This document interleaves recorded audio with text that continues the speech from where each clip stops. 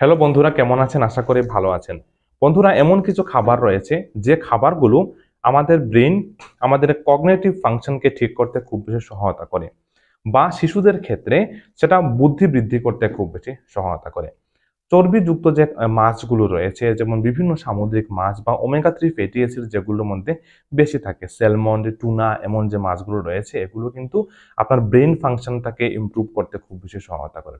তাছাড়াও যে নাটস রয়েছে কিছু, যেমন কাজু রয়েছে, বাদাম রয়েছে, আলমন্ড রয়েছে, কাঠবাদাম রয়েছে, আখরোট রয়েছে, এগুলোও কিন্তু খুব বেশি সহায়তা করতে পারে। তাছাড়াও অ্যান্টি অক্সিডেন্ট যুক্ত যে ফ্রুটসগুলো রয়েছে, বেরিজ জাতীয় খাবার, ব্লুবেরি, রাসবেরি, এগুলো কিন্তু আপনার ব্রেন ফাংশনটাকে ভালো করতে খুব বেশি বন্ধুরা সহায়তা করে।